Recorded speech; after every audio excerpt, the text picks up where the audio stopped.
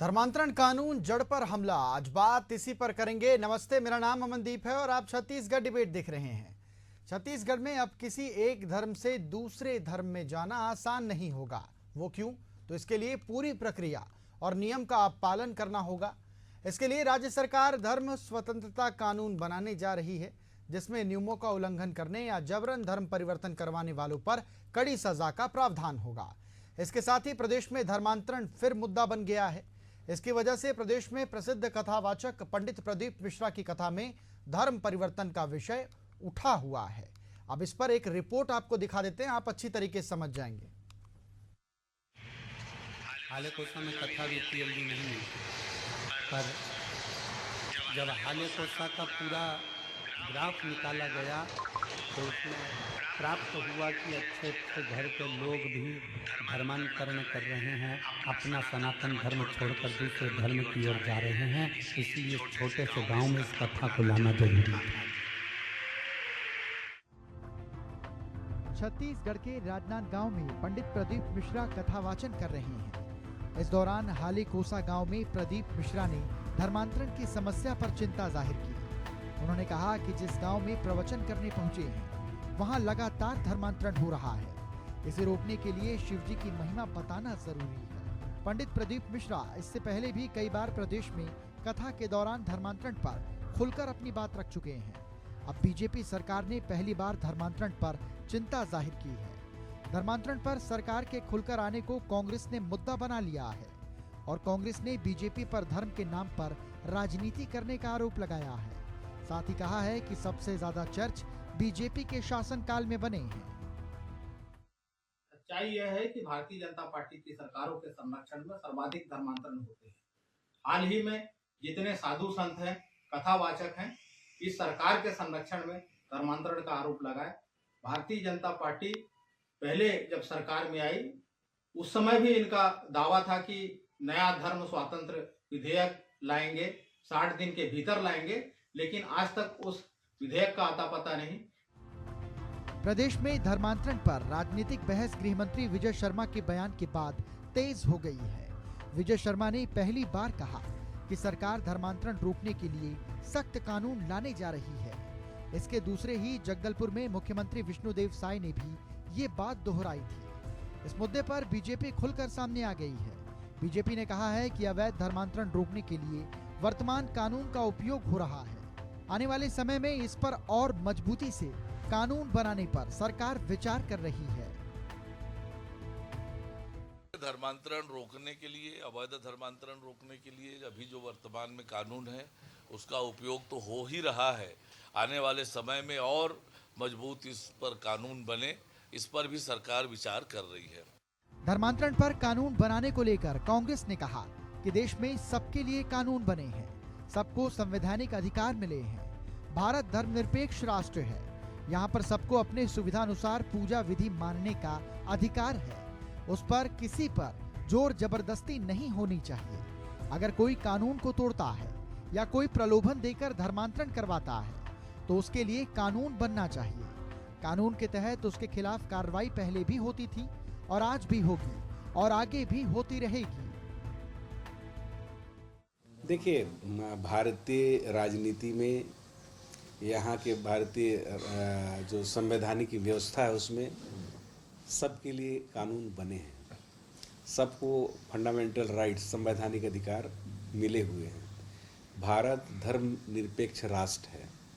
यहाँ पर सभी को अपने सुविधा के अनुसार पूजा विधि मानने का सबको संवैधानिक अधिकार है, तो उसमें किसी के ऊपर जोर जबरदस्ती नहीं होना चाहिए। छत्तीसगढ़ के आदिवासी इलाकों में धर्मांतरण एक ज्वलंत मुद्दा है, जिस पर सियासत और बयानबाजी नई बात नहीं है। इससे पहले भी बागेश्वर धाम के पंडित धीरेन्द्र कृष्ण शास्त्री ने प्रदेश में अपनी यात्रा के दौरान इस पर चिंता जाहिर की थी। अब पंडित प्रदीप मिश्रा की कथा और उनके धर्मांतरण पर दिए गए बयान से बहस गर्म हो गई है। देखना होगा कि धर्मांतरण कानून का क्या असर होता है। Shashikant Sahu, Asian news, Raipur. और चलिए अब चर्चा को आगे बढ़ाते हैं। खास मेहमानों का पैनल हमारे साथ जुड़ चुका है। परिचय मैं आपका करा देता हूं। आशीष यादव जी जुड़े हुए हैं, कांग्रेस प्रवक्ता हैं। आशीष जी बहुत स्वागत है। निशिकांत पांडे जी हमारे साथ जुड़े हुए हैं, बीजेपी प्रवक्ता हैं। निशिकांत जी बहुत स्वागत है। वरिष्ठ पत्रकार के सिकंदर सर हमारे साथ जुड़े हुए हैं स्टूडियो से, उनका भी बहुत स्वागत है। आशीष जी, लोकतंत्र में विपक्ष की भूमिका बहुत महत्वपूर्ण होती है। आरोप प्रत्यारोप का दौर तो चलता ही रहता है। अब सरकार कानून बनाने जा रही धर्मांतरण पर, मजबूत विपक्ष होने के नाते सरकार का साथ दे दीजिए।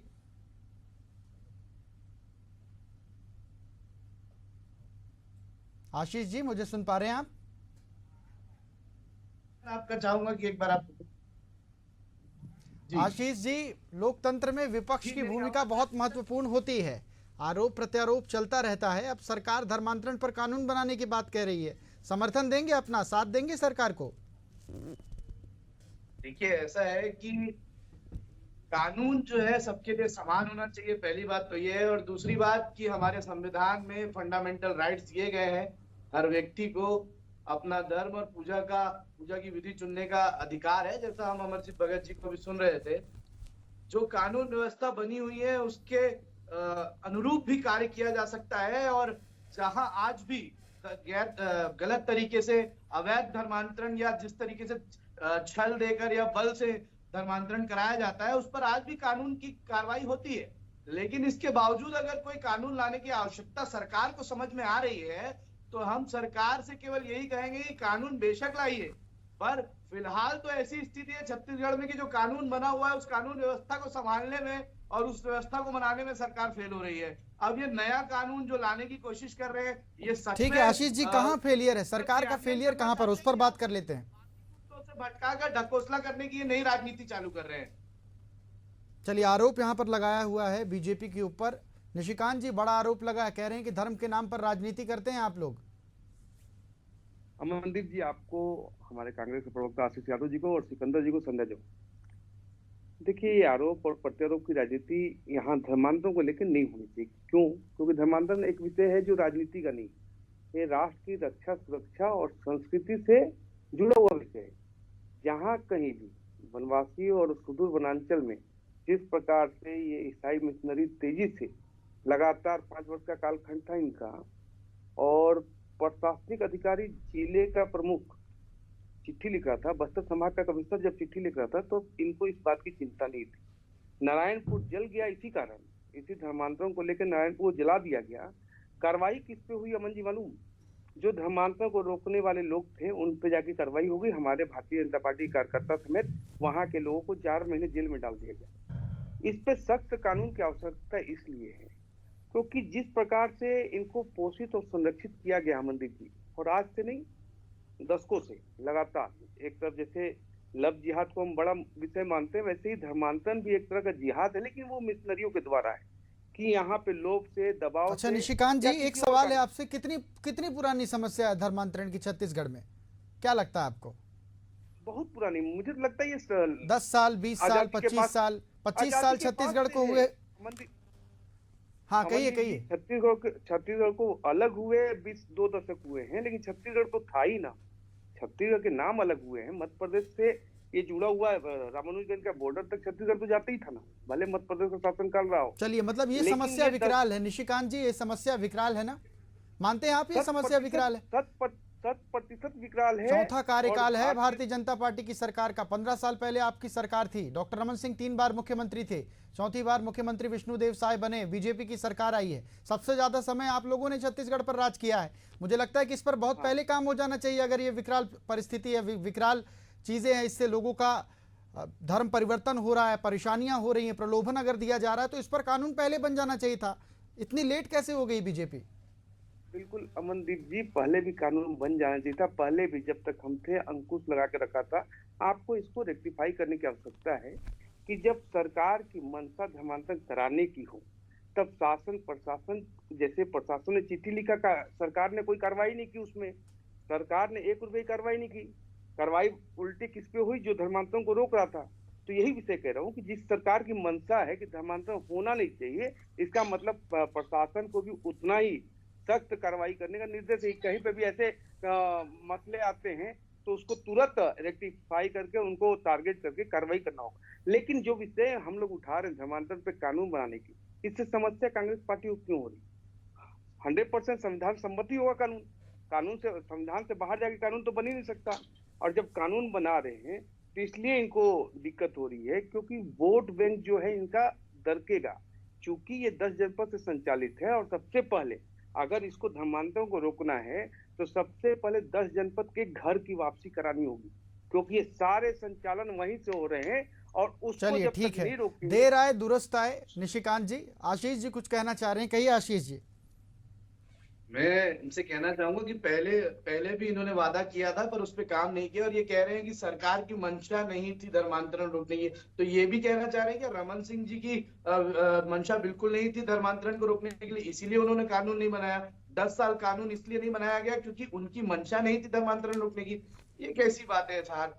सारे कानून सारी सरकार, देखिए सरकार जनता के लिए ठीक है होती आशीष जी, देर आए भारतीय जनता दुरुस्त आए। 15 साल कांग्रेस पहले की सरकार। कानून नहीं बन पाया, अब सरकार कानून लेकर आ रही है, विपक्ष इसका मैं वही साथ कह रहा देगी कि नहीं हूं, देगी? वही उसी पर आ रहा था सर कि कोई भी कानून धर्मांतरण को अवैध तरीके से बल से इस तरह से धर्म परिवर्तन को बढ़ावा नहीं देती। किसी भी सरकार का ये मोटिव नहीं होता कि धर्मांतरण को बढ़ाया जाए। इनकी बातें सुनकर मुझे हंसी आती है। ये छत्तीसगढ़ में जो है 10 जनपद को जोड़ते हैं और फिर ईसाई समाज से जोड़ते हैं। ये उत्तर प्रदेश में पता नहीं कहां से उसमें मुसलमानों को ले आते हैं। धर्म वो ऐसा कार्ड है भारतीय जनता पार्टी का, ये इनका वाइल्ड कार्ड है, लास्ट कार्ड है। जब इनको समझ में आता है कि सभी तरफ से घिर गए हैं। ऐसी सरकार हमने देखी है, ऐसी घटनाएं हमने 1 साल में देखी जिसका विवरण करना मैं नहीं चाहता कि इस विषय पर करूं। उसके बाद 6 महीने हुए नहीं, सरकार को विधानसभा घेराव हो जा रहा है। तो सरकार पूरी तरह से घिर गई। अब ये कौन सा कार्ड खेले, कौन सा नया कार्ड लेकर आए? तो बोले धर्म का कार्ड। धर्म जो है इनका ऐसा कार्ड है जिन्हें ये अपने प्रदेश अलग अलग प्रदेशों में अलग अलग तरीकों से यूज करते हैं। उत्तर प्रदेश में कानून बना तब कहा गया कि वहां पर जो है लव जिहाद हो रहा है, मुसलमान लोग जो है अल्पसंख्यक जो लोग हैं सबको मुसलमान बना रहे हैं। यहाँ एक पर सवाल ये है आपसे, कार्ड आशीष जी एक सवाल है आपसे, अगर कानून बनेगा तो संविधान के रक्षण के तहत ही बनेगा। कानून अगर बनेगा तो संविधान को देखते हुए ही बनेगा, संविधान के दायरे से बाहर तो कानून बनेगा नहीं। सर मैं आपसे निवेदन चाहता हूँ कि बात पूरी कंप्लीट कर लूं। आखिरी सेंटेंस में ये था आपकी, बनाइए ना सर कानून, बिल्कुल बनाइए, हम आपका पूरा स्वागत करते हैं। मगर जो कानून व्यवस्था के निचले स्तर पर छत्तीसगढ़ को लाकर आपने खड़ा कर दिया उसको भी संभाल लीजिए साहब। किसी मुद्दे को भटकाने के लिए अचानक से मन बने तो धर्मांतरण की बात करनी शुरू कर दे उप मुख्यमंत्री और मुख्यमंत्री जी, और पूरा माहौल पूरा टेंशन धर्मांतरण पर ले जाए। इससे बेहतर है कि ले आइए कानून और कानून व्यवस्था को सुदृढ़ रखिए।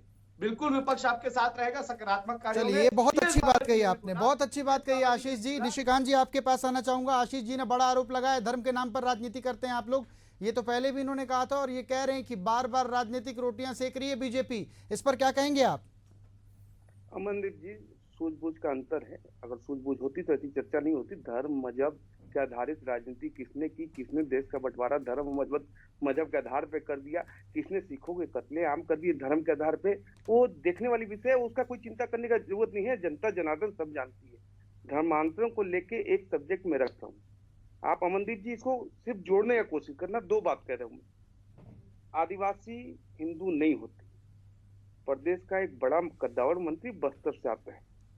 दूसरा कि जो धर्मांतरण एक भी नहीं हुआ है हमारे प्रदेश में, अगर हुआ है तो भारतीय जनता पार्टी सबूत पेश करे। इनको सबूत चाहिए सेना के पुरुषार्थ पे, इनको सबूत चाहिए कि ये जो धर्मांतरण हो रहा है तो भारतीय जनता पार्टी सबूत ला के दे। जो आपका सेनापति जिला का और कमिश्नर बस्तर संभाग का कह रहा है, उससे क्यों नहीं उस वक्त सबूत मांगा गया आपके द्वारा? आपकी तो सरकार थी।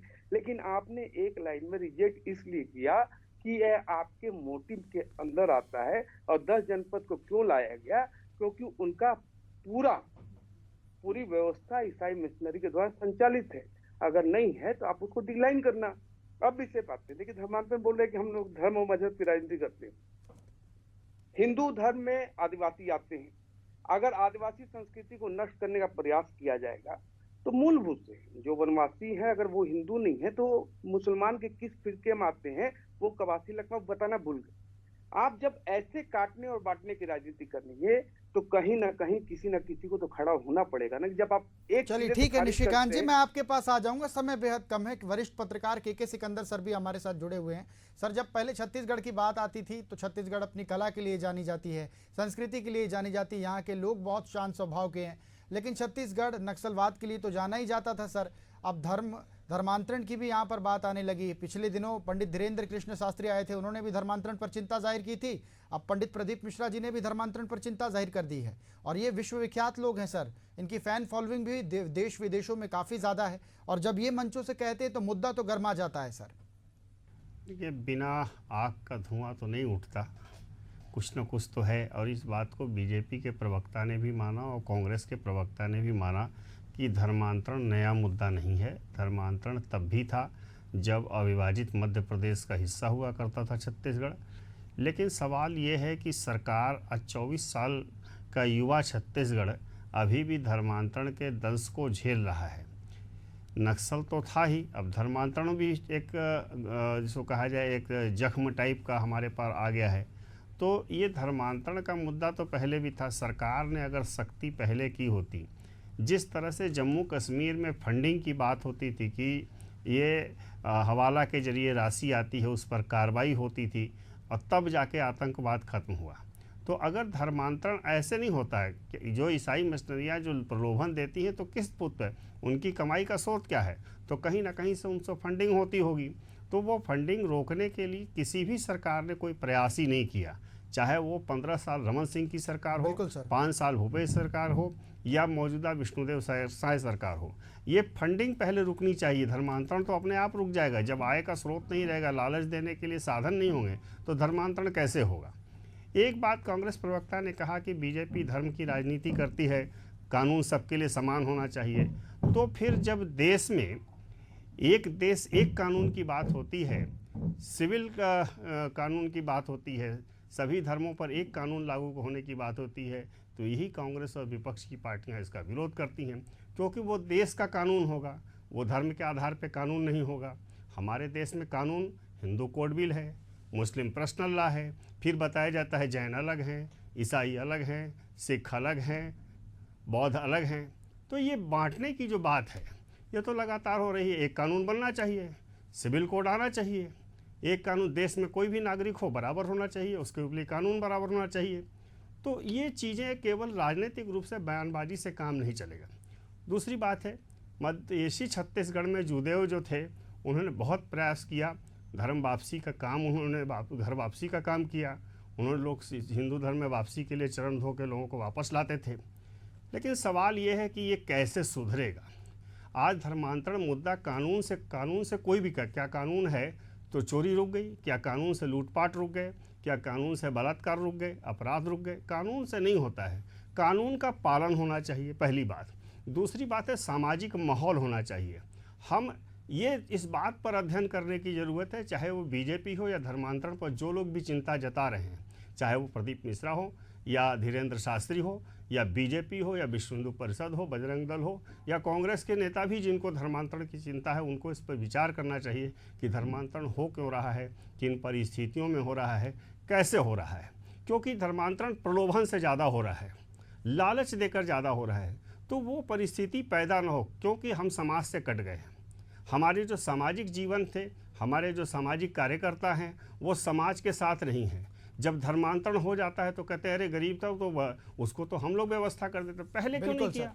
अगर आप पहले कर दिए होते, आज उस समाज से जुड़े होते, उनकी समस्याओं से जुड़े होते, तो कोई व्यक्ति इस बात का लालच नहीं देता कि आपकी गरीबी दूर हो जाएगी, आपका इलाज हो जाएगा, आपको शिक्षा मिल जाएगी। अगर ये देने का काम पहले ही हो गया होता तो ये धर्मांतरण की समस्या ही नहीं होती। बिल्कुल, तो बहुत सही बात से कही कटे सर होने आपने। के कारण समस्या हो रही है।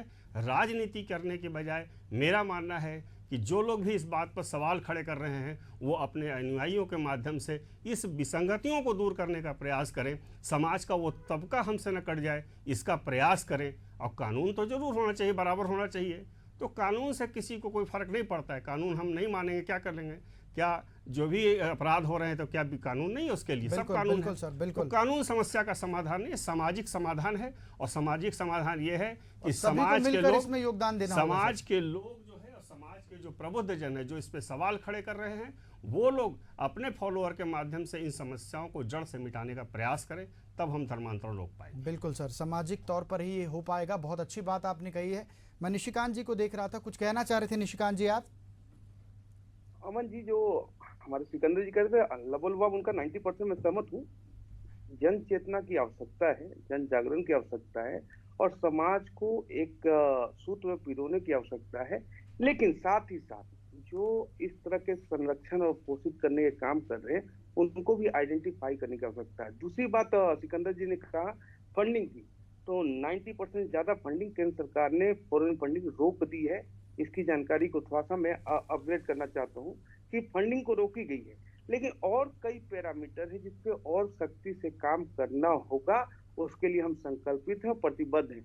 लेकिन जो संरक्षित और पोषित कर रहे हैं उनको भी आइडेंटिफाई करके, उनको भी रेक्टिफाई करके, उन पर भी कार्रवाई करना बहुत महत्वपूर्ण है। इसलिए कानून सम्मत हो, कानून के साथ जन चेतना और जन जागरण का काम किया जाए। बिल्कुल, और बिल्कुल। जो विकास के कार्य जो हैं अंतिम छोर तक पहुंचाए, जिससे विश्वास डेवलप हो और वो यहीं पे रहे। अगर विकास और विश्वास हमने ले लिया तो 90% हम कम कर सकते। 10% जो प्रलोभन और एक जो बच्चों को दवाई पिला के और इलाज करते हैं, वहां पे पेरेंट्स ये मान लेते हैं कि ईसा मसीह ने ठीक कर दिया, उस परसेप्शन को भी ब्रेक करने की आवश्यकता है। तो चलिए ठीक है, बहुत सही बात आपने कही है। मैं आशीष जी आपके पास जाऊंगा। मैंने पहले भी कहा था कि लोकतंत्र में विपक्ष की भूमिका बहुत महत्वपूर्ण है। आरोप प्रत्यारोप का दौर अब थोड़ा खत्म करते हैं, निष्कर्ष पर आते हैं। विपक्ष कैसे साथ देगी सरकार का? क्योंकि अभी वरिष्ठ पत्रकार जी को हम लोग सुन रहे थे, सामाजिक बुराई है, सामाजिक चेतना का काम है ये, और हम सभी को मिलकर इसे खत्म करना होगा। आपका क्या कुछ सुझाव है इस पर, आप बता दीजिए। मैं बिल्कुल एग्री करता हूं। मेरे पूर्व के दोनों ही वक्ताओं से कुछ बातों पर एग्री करता हूं कि सोशल अवेयरनेस बहुत इंपॉर्टेंट है और जो है विपक्ष को इस पे साथ देने में कहीं कोई परेशानी भी नहीं है। पूरी कांग्रेस पार्टी सरकार की किसी भी सकारात्मक कदम जो छत्तीसगढ़ निर्माण में साथ देगा उसके साथ हम खड़े हैं। लेकिन साथ ही साथ सरकार को हर चीजों को समझना होगा, कानून को धरातल पर लाना होगा।